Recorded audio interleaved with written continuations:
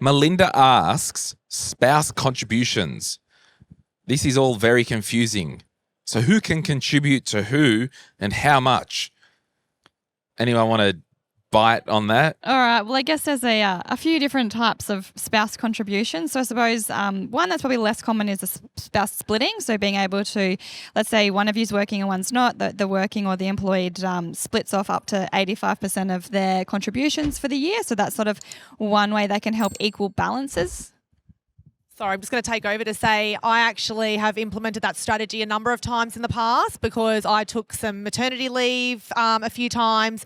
And so what we would do is get my husband's contribution cap, top it up, and then split the money over to me because it made more sense. He got a bigger tax deduction. I wasn't really earning a lot of income in those years, so he got the bigger tax deduction. Then we split the money over to my super so that we can get that equalisation in super balances. So that's what spouse splitting does. And that would have worked a lot in your favour now because of the new Division 296. Yes. So this is going to become, and was it Michelle? Yeah, maybe she's speaking. Was it Michelle who made the comment before? Who asked the question, James? Was it yeah. Anyway, we're going to go with Michelle. If it's not Michelle, I apologise in advance. But Division 296, you are going to have to worry about balance. Melinda. Sorry, Melinda. Yeah. I apologise. When you think about like later on now, we are taking spouse contributions much more in our considerations for clients, especially with the Division 296. If you're looking at balances above 3 million, you're going to be taxed more. Yeah, luckily it's not on unrealised, which we're going to say it's at least on realised. So we're starting to do a lot more because we're seeing balances of maybe stereotypically it is the main provider. He's earning 350 and the wife's at home taking care of the kids of 100.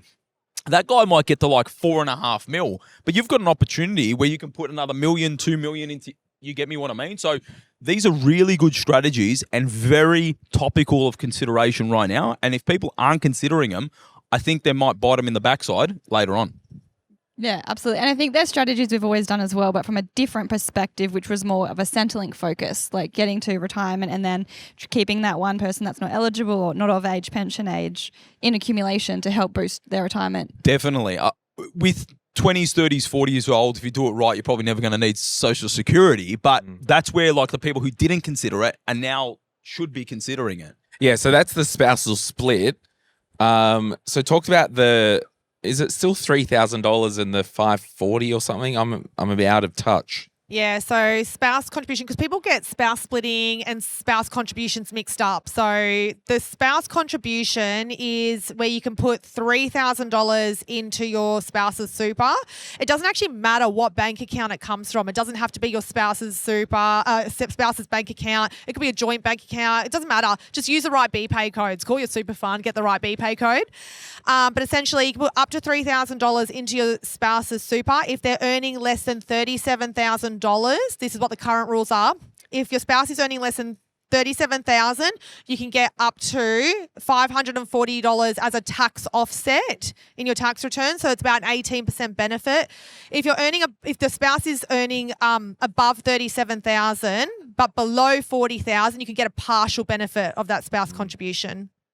Yeah, so I think the spouse splitting and the spouse contributions, they're a secret that's well kept that needs to be told about because, you know, you can basically with the super splitting transfer 85% of the yearly contribution to the spouse. And we work with high income earners, majority, and this is definitely something that's a key strategy that we're looking at, the super splitting, especially with the Division 296.